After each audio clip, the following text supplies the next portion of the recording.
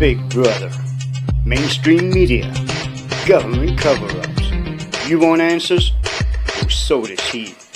He's Kevin Baker on Glasgow Underground News Network. And now, live from Glasgow, Scotland, Kevin Baker. Glasgow Underground News Network. Okay, good evening, good afternoon, good morning, wherever you're listening. A big warm welcome to GNN, Glasgow Nightly News, with your host, myself, Kev Baker. You can find me usually over on YouTube, hassling the New World Order under the guise of TruthTube451. Tonight, it's just myself and my regular co-host, as it would seem, Johnny Sinclair. How are you doing, John? I'm doing fine, Kev. Thanks very much. Good to be on again with you. It's great to have you on board, man. Like I've told you before, I'm still at the stage now where I need somebody just now and again to bounce off of, and thanks for being here, man. That's all I want to say. But a few announcements before we get into tonight's show, John, and this is really exciting stuff. We've got some new hosts coming to the network next week, Monday to Friday. Gives me great delight to announce that Kevin Bull from Ireland, just over the water from Glasgow here, he's going to be bringing his show, The Earth Needs Rebels. So he's going to be bringing that on a Monday to Friday, and that's 1 till 3 p.m. Eastern Standard Time. So I believe, John, that'll be 6 till 8 in the UK, and it will be 11 till 1 on the West Coast. So look out for that, guys. And in addition to that, probably the best named show on the network, I think you'll all agree, it's the Angry Beaver Show. It's coming to the network as well, guys. And yeah, you did hear me right, it's the Angry Beaver Show. Make it that what you will, but priceless name. Can't wait to hear both of these new shows. I must admit, I haven't heard their work before, but I look forward to tuning in. And it seems to me that Truth Frequency just seems to be going from strength to strength now, John. It really does, and it's great to be on here, isn't it? Well, the amount of people that's on Truth Frequency, such as Joe Joseph, Chris and Cherie, Popeye, it's incredible to be in that company. And trust me, John, I see the work that these people put in behind the scenes, and it's 24/7. I don't know how they've got enough hours in the day. But on a less exciting note, a bit of a sadder note, with myself taking on the 5 nights a week show, the workload is definitely going to be getting a bit too much, with Gun at the weekends as well. Now, basically myself and Kip had a wee talk today, and we came to the agreement that basically with me doing the 5 days a week show, it'd probably be better for both myself and for Gun and for Kip if Kip takes the wheel of Gun for now. Now, I just want to get it across to the listeners here, guys. There's no infighting, there's nothing like that. I will always point in the direction of Kip's YouTube channel, Kip's Clips, 1883, Kip 1883, 3.0, because he does some absolutely fascinating deep research. Me, myself, I'm more of a news aggregate. Kip was broken on Gun. It's just time, and we've got our own ideas, we're going to try our own things, and hopefully I can appear back on Gun, and anytime Kip wants to come on here and break some news, the door is always open for him to come on the nightly news. So without dwelling on that, folks, always look forward, onwards and upwards. I'm hoping to make sure this goes, obviously. Tomorrow night, what a show I've got planned for you. It's Chris Everard, the Chris Everard from the Enigma TV channel. He's going to be coming on, and he's going to be schooling us Scots on the advantages of independence. Now, I say schooling us because if you look at the figures right now, it's not quite as cut and dry as some people outside of the UK may think. In fact, if anything, the yes vote is struggling. So Chris is going to come on, he's going to make a case for why we should break away from that reptilian, Bavarian royal family down in Buckingham Palace. My only problem with that is I think we still keep the Queen under the independence that we're being offered just now. But that is a side issue, because when you look at what's going on in the world today, John, wow, our referendum seems pretty much child's play. What I'm talking about, obviously, and as I turn round here, I'm seeing scenes of police snipers allegedly on rooftops in Kiev shooting at protesters. John's just dropped from the call, so you're stuck with me here, guys. And basically what's happened in Kiev today, just to give you the latest update.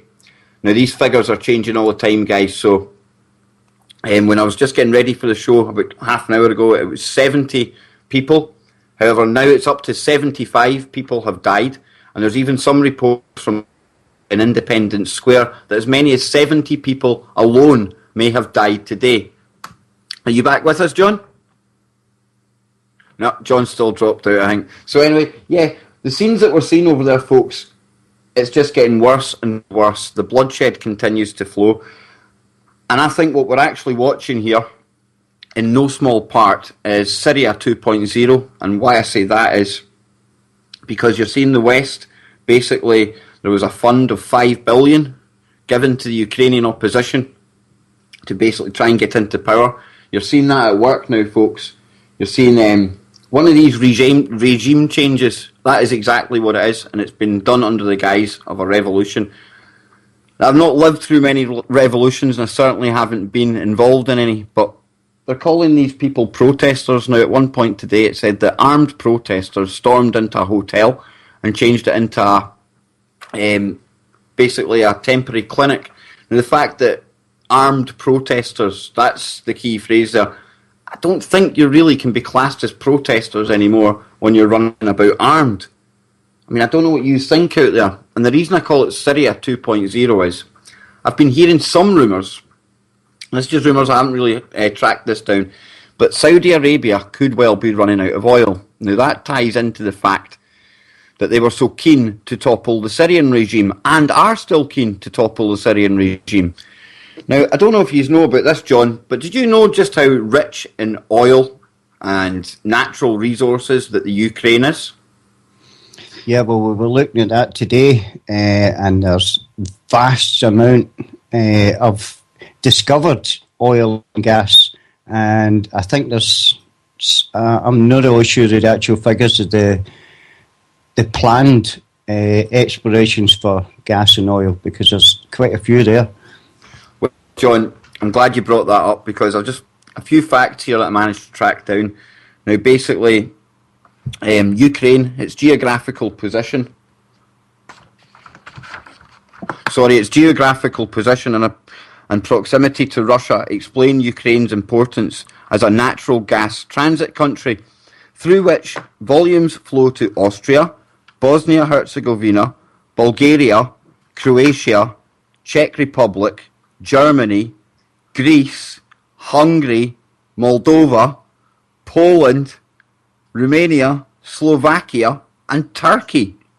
Now, in the past, it says that disputes between Russia and Ukraine over natural gas supply and prices and debts have resulted in interruptions to Russia's natural gas exports through the Ukraine, with the latest one occurring back in 2009.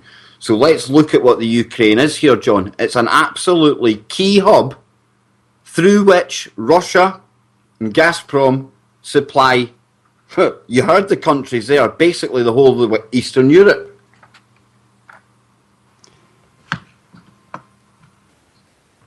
No, sorry, I think John's just been cut off there again, but I've got more factoids here, folks, right? Shale gas deposits in the Ukraine provide the country with a possible means to diversify its gas supplies away from Russia. In January 2013, Shell agreed to explore an area. Did you hear that there, folks? Royal Dutch Shell. They've agreed to go in there, explore an area which the government estimates holds 4 trillion cubic feet of shale natural gas in reserves. It goes on to say then, John, that current plans include development of a shale gas resources for domestic consumption and exports. That's the key part I want to point to, folks. And exports to Western Europe by 2020.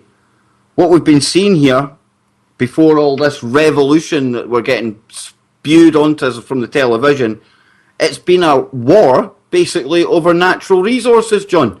Am I right or am I wrong? Because it certainly seems to me like there's something going on here that isn't being talked about on the news. Well, I think you're bang on, Kev, because when you look at the fact that the Saudis are actually importing oil for the first time, which shows you that it's almost, well, I wouldn't say it's, if they're importing oil So their resources are running out rapidly. Of oil that is needed for Europe, and I think Russia would want to be part of that. Well, John, the fact we've brought the Saudis into this here and the fact they're importing, the importance of that is, folks, and you have to understand this, the only thing that's keeping that dollar afloat right now is possibly the fact that most countries are still having to deal in the petrodollar. If Saudi Arabia are to run out of oil, that is major problems, and that will have worldwide knock-on effect. Now, if you look at even the economies of Turkey, Venezuela, it's burning right now, similar scenes to Kiev. I refer you back to a story here, and where is it? September 22nd, John, and the headline reads, Russia threatens the Ukraine with bankruptcy over plans to sign the EU agreement. And then if we go further forward to the 18th of December, that is, of course, when the Russian deal was signed to save the Ukraine from bankruptcy. So there's been a lot of political games going on in the background. Now, obviously, with Russia and Gazprom, I assume, supplying a lot of the natural gas to Ukraine, we heard that there was going to be a big cut in the actual price that the Ukrainians are paying. And also, Russia has agreed to buy 15 billion of government bonds, and that is to help slash the price of gas. Whereas, let's look at the other deal on the table from the EU. Which one would you go for, John? Would you go for a deal with Russia, who are actually helping you? They're slashing the price of your gas. Obviously, over time, it's going to go back up. Or do you go with the EU and look at the likes of Greece, look at the likes of Britain living under austerity? What deal looks better to you, man? Well, I know which one looks better, and the fact that Ukraine is actually paying more for oil and gas from Russia than any other European country. And if they're slashing prices, and they can only go one way. So do you think what we're seeing here and being played out in the media is basically just a faux revolution to install a Western puppet government that will allow Shell to continue their exploration, allow any wells that are in there, and I think I said to you at one point there was over 5,000 active wells in Ukraine over the years. Now, are they going to let the likes of BP in there, all the rest of it? And not only will that make those countries absolute fortunes and profit, but it cuts off Russia's money flow as well. And it was Lyndon LaRouche, I was listening to him today, I believe he was on the Alex Jones show yesterday. Now, I must add this with the caveat that every time I've listened to Lyndon LaRouche, he says that we're on the verge of thermonuclear war. Now, he says that basically with what we're seeing in Ukraine right now, if you can imagine this trouble getting worse and then maybe troops going in and having to protect that Shell exploration site, basically you're seeing Russia and America facing off against each other, not very far apart, similar to 2008 when you had Georgia getting a bit anti with Moscow, obviously at the command of the West, when they rolled the nukes up to the border on 888. We're seeing pretty much the same thing playing out here, folks. And the thing is, with all the economies the way they are, they're all designed to collapse. The collapse is coming. You could probably add to that. These banker die-offs, what are they dying for? There's people out there saying that they're killing off those bankers because they're the only ones where the old boys that run the banks they're the only ones that know what the scam was. They're the only ones that know where all the skeletons are buried. And with this collapse coming, and it is coming, trust me, what better way to make sure that the chaos that would ensue is somewhat managed, John, if you can kick off the chaos beforehand and install that government that you want in there after the fact. It's absolutely cute what they do. Or am I thinking too woo-woo land yet again, man? Connecting dots that ain't there, the usual. No, I don't think so. Actually, while you were talking about that, Kev, my mind rolled back to like BP in Iran when they had to get rid of, was it the Shah they get rid of? I'm not sure. They overthrew that government anyway and put their own puppet in. So BP could hold on to the... Well, there's even a line of thought, John, that the mullahs just now might well be Western controlled. I don't know if I buy into that myself. I think it was, I can't remember where I heard it, but whoever was talking about it was saying that with the mullahs so determined to hang on to power and things like that, the best thing they can do is saber rattle at America right now. But really, it's all controlled anyway. They've been told to saber rattle. That's why we've seen Iranian warships going into the Atlantic, allegedly. But again, I think if I had to opt for anything with the Iranian warship story, if it was true, I think that's Vlad over in the Kremlin, using his proxies to poke a stick at America. Why not? America, the UK, NATO, we're using our proxies to poke him with a stick.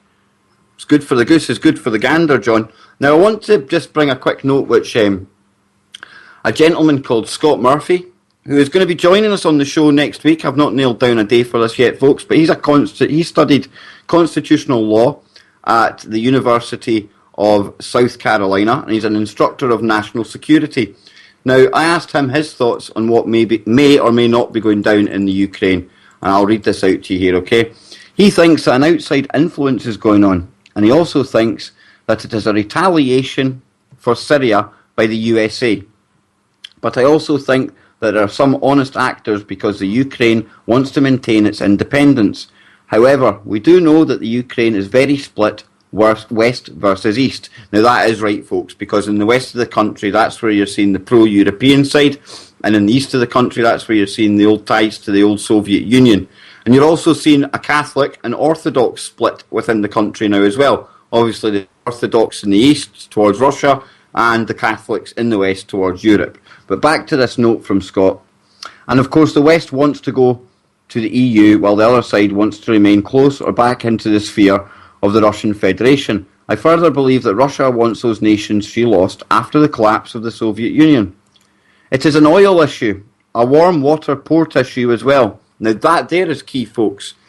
What Scott is referring to is the fact that although Russia have a warm water port in Syria, it is actually big enough to cope with the Black Fleet, John, and it's also open to attack there. So it's not actually a practical warm water port. So in reality, the Ukraine actually has that. Now, if I go back to this note here from Scott, but I also think that it is much of a distraction from much more that is going on in the world. Also, let's remember that the Ukraine has been helped out by the EU, even though they are not a member state of the EU. They have been helping to modernise much of the country, as it was neglected during the Soviet era, and as a result, when they became independent, they had nothing. So that's what Scott had to say, folks, and he'll be coming on the show next week to talk about how the Treaty of Lisbon is basically a backdoor into the United States of Europe, which should be absolutely fascinating. But John, I think from that message there from Scott, he basically concurs with what we've been talking about there, wouldn't you say? Yeah, definitely, Kev. Yeah, and he's quite a smart guy, you know. We've got the pleasure of having on a Facebook group, don't we, John? And we get to see some of the stuff he comes out with, and knowledgeable would be an understatement, I would say. Yeah, really, really clever guy. I like listening to actually reading his stuff on Facebook. It's always quite interesting. Yeah, definitely. So look forward to that, folks. I'll nail down a date for that, and I'll obviously keep you posted. But I think me, you, all the listeners out there, when we're watching these scenes, you have to feel for the people out there. You really do.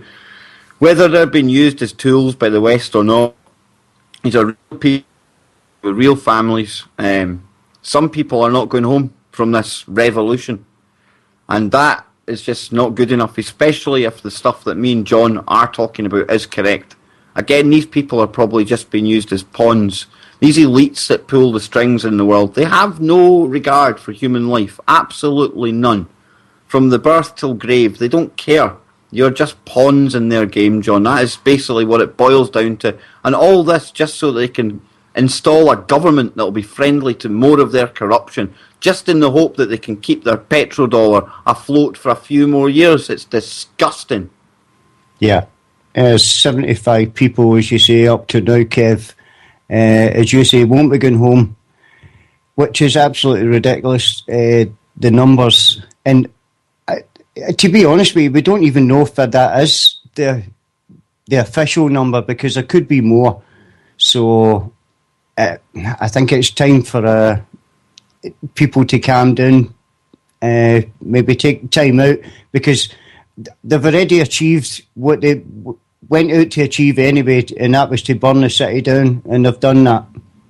Quite successfully as well, John. And then when you look at scenes of Venezuela as well, their opposition leader, he handed himself in on charges of terrorism and murder, I believe, the other day.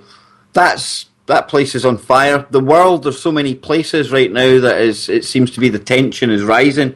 Now, with the Sochi Olympics on, Vladimir Putin's been a bit distracted, shall we say, John. But there's been a bit of a line coming out of the Kremlin tonight. Not to me personally, just so...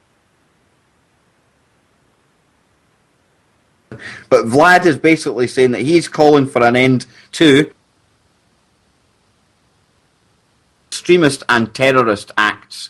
Vladimir Putin knows fine what is going on, John. And one talking head on Sky Today actually shocked me, because the usual prostitute, Kate Burley, I can't mind her name, doesn't really matter. I hope she's insulted that I can't remember it, because she's an absolute parasite. But she was sitting there kind of almost half enjoying watching the scenes coming out of Kiev, John, and she was saying how the Americans and the West should basically be telling Vladimir Putin to get this sorted because this is on his doorstep. However, the talking head he was a bit taken aback by that, and he's saying basically what you're saying there is, though, that the people who are starting this trouble are then going to a superpower and asking Vladimir Putin to what you're going to do about it. So he actually gets what's going on, but he never said it in a clear enough way, John. And I think it would have been lost on a lot of the usual Sky listeners who kind of...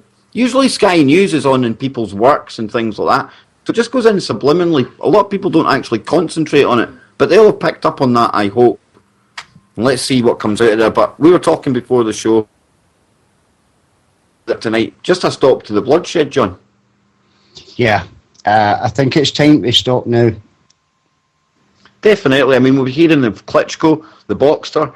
I mean, we were talking beforehand. We don't know if he's just some kind of celebrity face that they're putting to the actual revolution in talks tonight.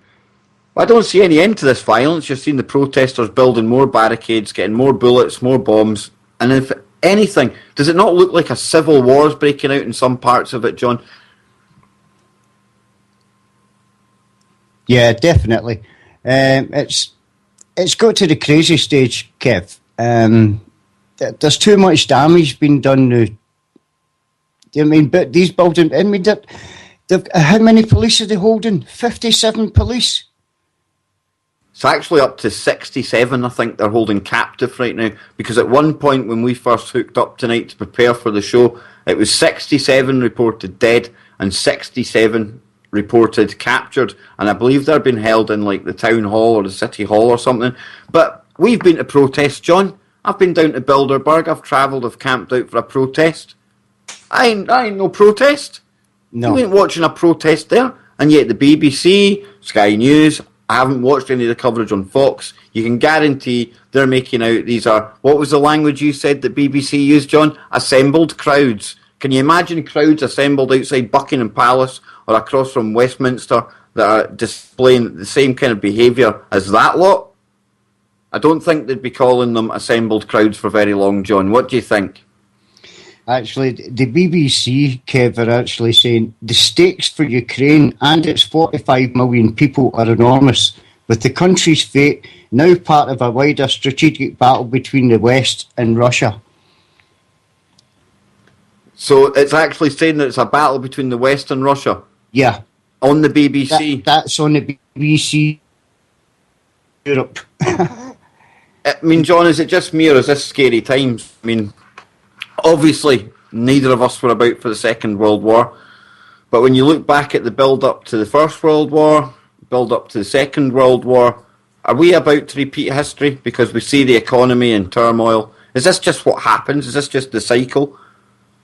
Well, I hope not, because I've spoke to, in my line of work, I've spoke to elderly people who can tell me about the war, and I would never, ever... like me or any of my family to go through anything like that. And the only difference now, John, is as bad as that was, and I'm not belittling anything that happened in those prior wars, can you imagine got now? And not only the weapons we know about, the weapons that we don't know about. You were only telling me tonight about some kind of new tool they've got on the battlefield. We'll be going on to that in the second half, John. We're just about to go out to break. But honestly, folks, this kind of stuff will absolutely boggle your head. You wouldn't be able to... You couldn't make this up. But if they're telling us about this kind of technology we're going to tell you about after the break, then dearie me, folks, we are in for an interesting next couple of years, to say the least. Now, straight after my show tonight, Joe Joseph, Freedom Link, I believe it may be a rebroadcast going on tonight. Not too sure. I think Joe may be working hard behind the scenes to get stuff ready for the new show hosts, which I mentioned at the start. That's Kevin Bull with the Earth Needs Rebels show, and obviously the Angry Beaver show. Now, straight after Joe Joseph's show, my good friend and co-host on the network is Popeye with Down the Rabbit Hole, arguably one of the best shows on the network. And unfortunately, when InfoWars covered the Wolfgang Halbig story from Sandy Hook last night, they inadvertently or purposely forgot to give our very own Popeye the credit for breaking that story. So right here on GNN, Popeye, you were the man, you broke that one. Stay tuned, folks, right after this break. Welcome back, folks. It's the second hour of tonight's Glasgow Nightly News. Over here in the UK, it's the 21st of February. Most of my listeners are over the pond in the magnificent US of A. A big warm welcome to you. Thank you for joining me for the show. First half of the show, we were obviously covering Ukraine. It's basically the main story in the world right now, John, and obviously we gave that most of the attention in the first half. However, in the UK, a bit closer to home today, and this is quite a worrying development, in my opinion, and that is the fact that we had an earthquake today, John, and it was down in the Bristol Channel. It wasn't just any usual little earthquake that the British Geological Survey pick up on, your usual 1.2s or 2.1s, not to make light of them, but this was a 4.1, John, and it actually said on Sky News that homes were swaying. Now, with the sinkholes that we covered the other night, now this, is it coinky dinky, or are we now seeing, are we in the throes of earth changes? Is this some kind of knock-on effect from the fracking? Because one startling fact that we found out, John, was that this earthquake, although out at sea, was 3 miles below the seabed. Now, the key thing about the 3 miles is both myself and John can remember something or seeing something about the fact that that is the depth that these drills go down to when they are fracking, okay, when they're pumping these toxic chemicals at high pressure into the ground to explode the shale gas out of these porous areas, okay? So, I don't know, John, is this something we can expect a trend to start in the UK? We had one in Blackpool about a year or so ago. That was loosely connected to fracking that was going on in the area. Surprise, surprise, our government, who never lies to us because they're our godlike parents now, they would never lie to us, John. They said there was no connection to the fracking. What do you think, though? Because I know what I think, but I'm a conspiracy theorist, I'm a terrorist, I'm obviously going to think that there's something nefarious and corrupt going on. Well, you'd probably be right anyway, Kev. So, but usually when the earthquake is found to be 3 miles down, that's usually, there's fracking going on round about there. Now, we've seen that in all over America when there are earthquakes at maybe 3.6, 4.2, and they're always round about fracking sites. So I would say we can probably expect quite a few more. And John, you have family over in the west coast of America, so this is quite relevant to you. And I mean, I was listening to LaRouche, as I mentioned, and he obviously has great ideas about power and water and stuff like that, alternative energy. And he was talking about the dangers of fracking. And he was basically saying that the area between California and Texas, it's basically ruined. It's going to be destroyed, and it's all through fracking. And I mean, that all ties back in to the Agenda 21 stuff. They're going to ruin that land for people, and eventually it'll be used to force them into these mega cities, much as what we were saying about the Somerset floodplains. It's just one thing after another, and I always have to wonder why.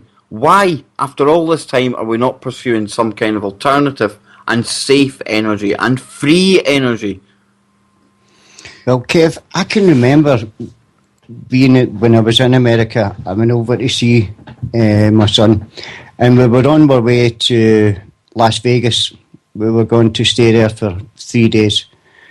And I can remember on the way seeing, I thought these things were oil wells. The big machine with it, it's just going into the ground. Yeah, we've all seen like coming a back stork dipping its beak. Yeah, that's what it was like.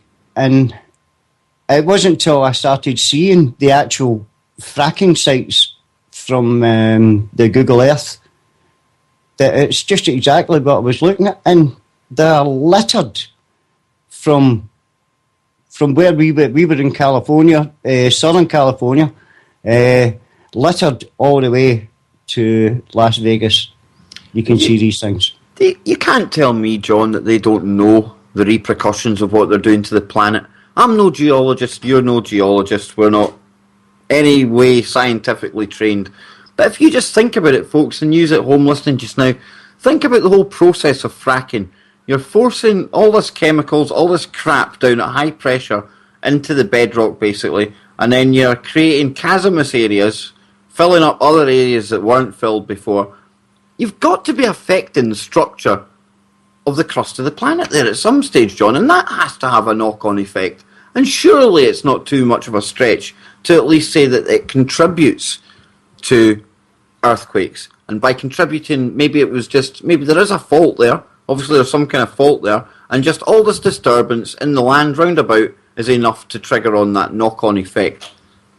Yeah, and not only that, you've got to think of the environmental problems as well, because there's something like 200 different chemicals that's fired into the ground as well.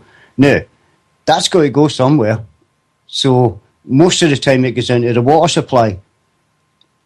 And people in America they've been complaining for years now about the state of the water. And as you say there, John, I mean, I think the ones in America is methane. That's the one we usually see, isn't it, in the videos? Yeah, I know there's a lot of methane, especially in biocorn. But I think was there some sort of a methane pipe under there as well that maybe burst as well, I think. Yeah, because there was a danger of a methane explosion at some point, wasn't there? Yeah. But you were mentioning like over 200 chemicals, even if it's like 50 above or below that, it's still a ridiculous amount of chemicals. And then I'm going to take a wee venture into conspiracy land here, John, down the rabbit hole, woo-woo land. This earthquake that we had today, it's not a million miles from, say, Wales, and we know that there's fracking goes on all around England, Wales, everywhere else. Now, there's an area of Wales where there still is, an abnormally high spike in teenage suicides. Now, obviously, this came at a time when suicide training started getting given in schools. I say suicide training because they were telling children all the different methods by which people did commit suicide. A recipe for disaster in itself. But my journey into woo-woo land is, what if, say, a couple of those other chemicals make it into the water table? What if they have some kind of psychotropic effect in your mind? It's not beyond the realms of belief, folks. They're spraying barium out the back of bloody aeroplanes nowadays. So for a bit of chemical to get into the water table, that's actually not too much of a stretch of the imagination in any man's book, John. No. Well, from what they spray in the sky to what they spray into the ground, and then we drink what is supposed to be filtered. But at the end of the day, we never ever know what we're taking. So it's probably in the food supply, it's in cattle, you name it. There's no getting away from it. Exactly, and then when you think you're doing the right thing, John, you go down to the local supermarket, the local corporation, you go in there, you buy yourself some lovely natural still water. Only one problem, folks, it's in a plastic container and it's lined with BPA. So just when you thought you were doing yourself the world of good, oh no. And then when you go up to the drinks aisle and you decide, I'm not going to go for the full sugar, I'm going to go for that nice diet stuff because I need to lose a few pounds over here, so I do, because of all that hormone-filled false meat that you're eating as well. You think you're doing yourself a good turn by going for the diet? No, wrong again, folks. Check the label. Aspartame. If you don't know what aspartame does by now, folks, please, please, please check it out. To those who don't, let's just say that aspartame, where is it they get it from again, John? Would I be wrong in saying that they actually scrape it off the top of the vats of E. coli, and in effect, what it is the feces of bacteria. And that then is added to your soft drink.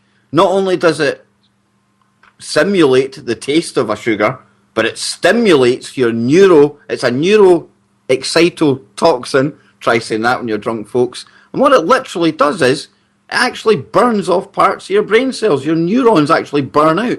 They get that excited and that flooded with it, they explode.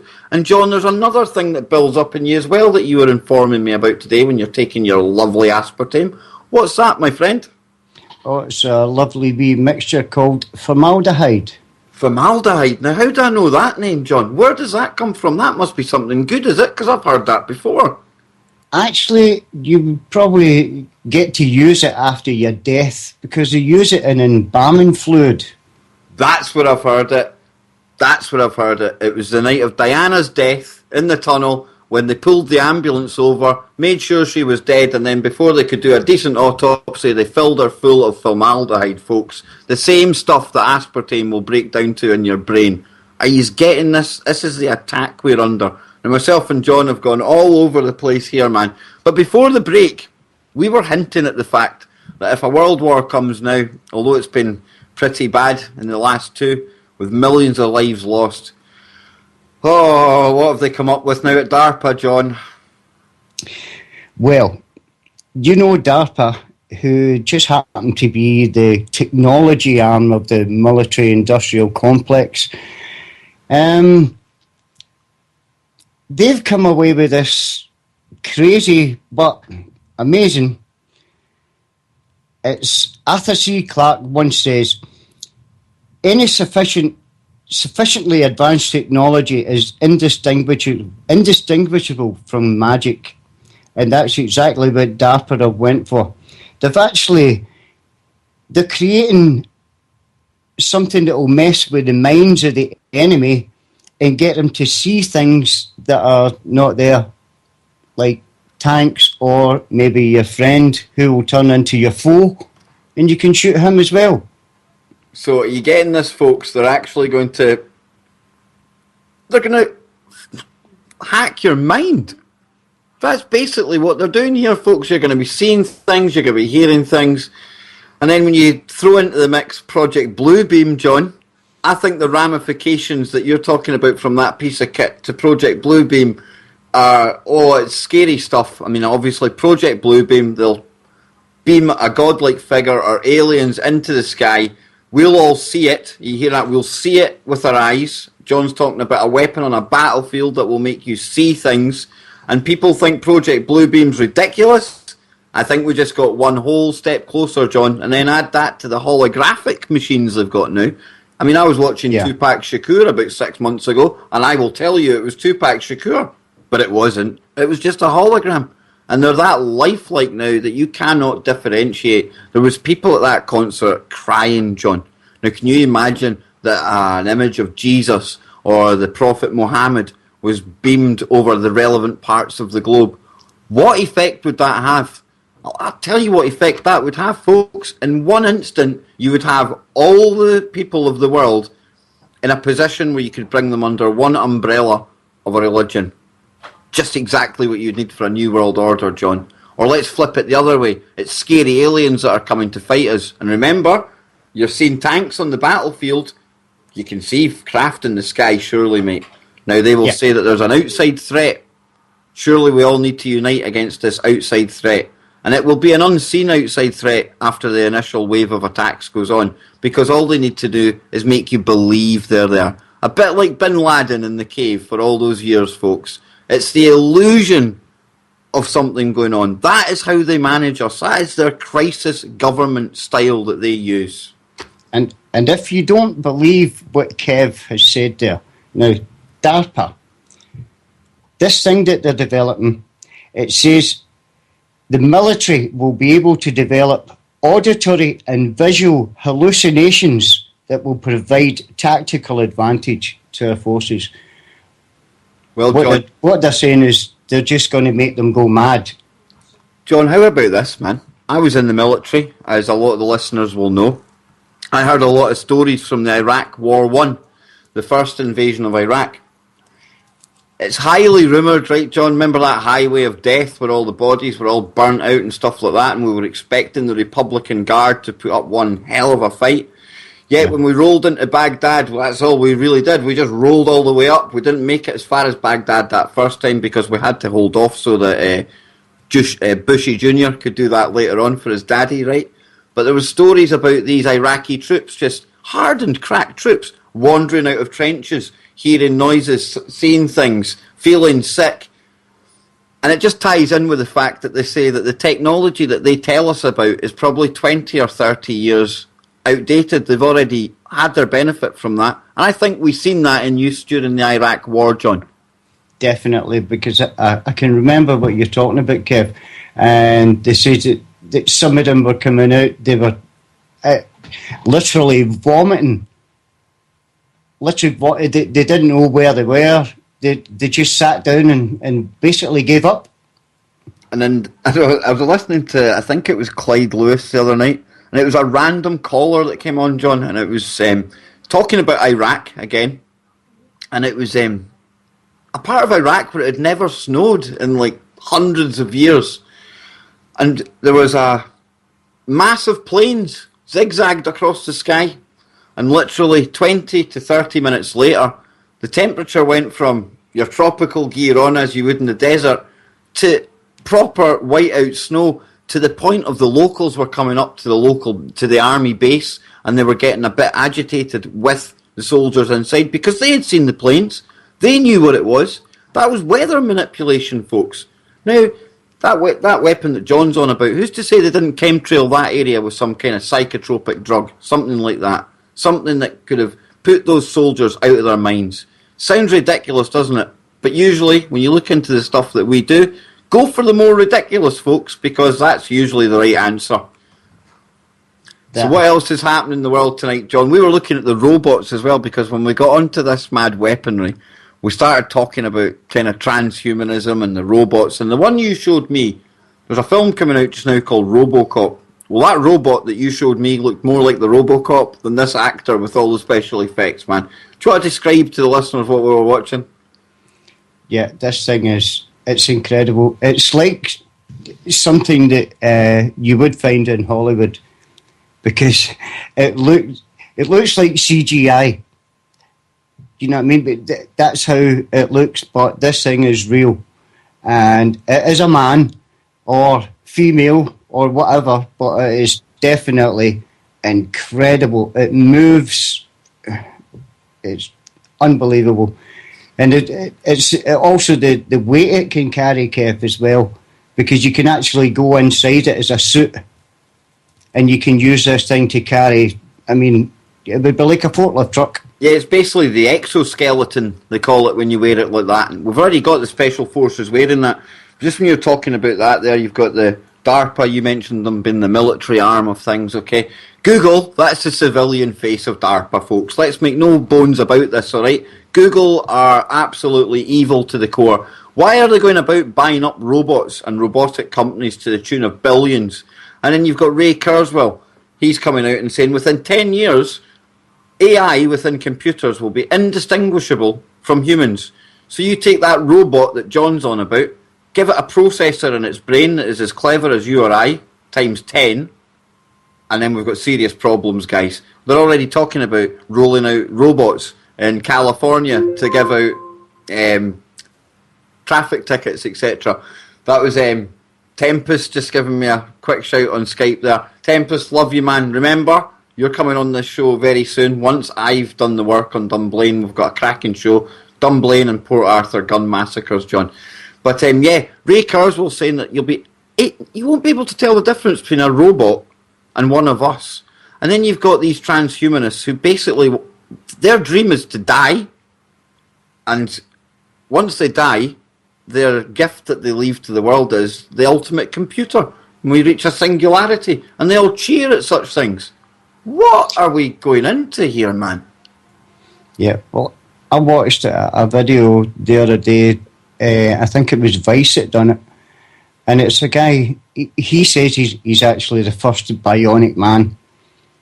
He's got chips in his arm that move a robotic arm that he's got, and every time he moves his fingers, this thing does the same. It's amazing. John, is that the same one as they were saying actually had nerves in it and you could feel with it? Yeah, he can actually. Yeah, he can actually feel if it closes his hand. He can actually feel that doing it. I mean, John, if me and you and the guys from truthfrequencyradio.com were the government of the world under our one world government, this kind of technology would be brilliant, because that kind of thing is for the advantage of people. Look how many people there are with disabilities out there, illnesses. We can cure these things, folks, but no, there's no profit in that. It's always profit before people. And one day, just maybe, we'll get somebody in there with the guts and the bravery to put people before profit and cut the strings from their puppet masters. Maybe, John. Yeah, we could put people who can't walk in suits that will make him, he or she, to live a normal life again, as much as a normal life as they possibly could. We've got that technology, and we could give it out, but as you says, there's no money in it. But I'm just glad we've got the kind of loving nanny state government that would rather stick needles in children when they're just out the womb and give them mercury-filled vaccines. What is that all about? I mean, the mercury's in there, they say, to carry the stuff over the blood-brain barrier. Get your needles away from children, all right? What? How many years, how many hundreds and thousands of years has this human machine been living, John? And that immune system that we have got, it's got us this far, man. Let's not tinker with it. I mean, back in 10, 15, 20, 30 years ago, if a child got chicken pox or mumps or something like that, the mothers would get together and they would all get the mumps round the children, or all get that given virus at the time round the children. Sounds pretty barbaric nowadays, doesn't it? No, it's the best thing you can do, because it builds up a child's natural defence system. That's why when you see kids, you don't see kids digging out in the garden now and things like that. They don't tend to get dirty. We're shielding them, folks. They need to be kids. They need these knocks, and they're trying to take that away. Only in Britain yesterday, John, they're talking about taking rugby out of the school curriculum, because you can't have children like losing games and actually banging into each other physically. Oh my word, John, that's just absolutely, that's going to scar a child from life.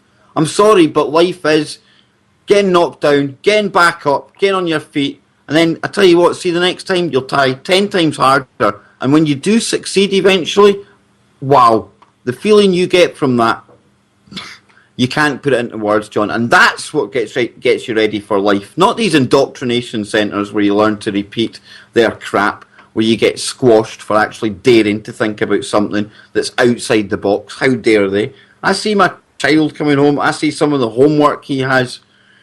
It totally irks me, John, but I'm not in a position to homeschool. I don't even know what they would do in the UK if you tried to homeschool. They'd probably SWAT team us and come and take him away and put him in the local pedo factory. Sounds a bit harsh, quite close to reality. John, any thoughts on any of that rant I went on there, man? Yeah, actually, it's quite a good rant, because you had good points here, Kev, especially about the schools. Schools are just repeating what the teacher says. You're not learning. Learning is actually using your brain, using your mind, discovering things, not repeating things. You could become first in class and you think that's great. It's not great. It's great that you've repeated everything that the teacher says in the way that he wanted you to repeat it. You've not learned nothing. And John, look at the likes of Bill Gates, Richard Branson. Now, Bill Gates is a character I'd love to see falling off a 33-storey JP Morgan's building. Never going to happen. But he didn't quit. He didn't finish school. He quit it because he was an innovator. He did think outside the box. And look where that got him. Same with Branson. Same with Steve Jobs. Again, the New World Order, according to Kev and the truthfrequencyradio.com. I'd probably let some kind of... Well, we would have a parental co-op, right? We'd get together when they're maybe 4 or 5, teach basic numerology, arithmetic, writing, just the basics. And then, do you know what? Go and be kids. And then if you decide when you're 18 or something that, yeah, there's something you really want to study, because by 18, 19, you're starting to lose that daft side that you have when you're a young guy, when you're in school. You're chasing the girls are all chasing the older boys. What I'm saying is, John, when they have these kids in these indoctrination centres just now, I don't think that's the best time for learning. I think they should let kids be kids, let them have these knocks, let them learn, let them build themselves up, and then, like I say, they can either go for a practical job, where there'll be plenty of apprenticeships where you can go and learn whatever trade you want. You don't like it, fair play, we'll get into something else. And there'll be learning institutions where you would go and you would learn, but it wouldn't be some strict regime of learning. In fact, you'd be rewarded for coming up with innovative ways at looking at things. Coming from Scotland, John, we are a country of inventors. We were always at the forefront, the cutting edge. John Logie Baird, stuff like that. What now? Nothing. The most we've got to offer the world is Iron Brew and Grand Theft Auto. And look what Grand Theft Auto is also doing to the kids. Well, it's look what it's doing to the kids, and you can probably say that 95% of all the kids in Britain have all played it at one stage or another. I mean, it's a disturbing game. I like video games, John, but even I can see the disturbing side of games like that. Also, Call of Duty. I mean, you add Call of Duty to the robots that we're seeing, and the fact that they're using PS4 controllers and Xbox One controllers to fly the drones. I think they're preparing our kids for something other than good reasons, John. Yeah, but that's why kids aren't on the street anymore.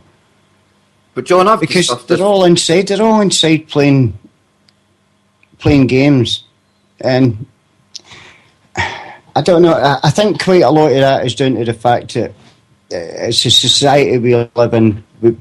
It's quite a dangerous society we live in today, especially in the East End of Glasgow. Yeah, and to let your kid out to run about, you're taking it's almost a 50-50 chance which way he'll go.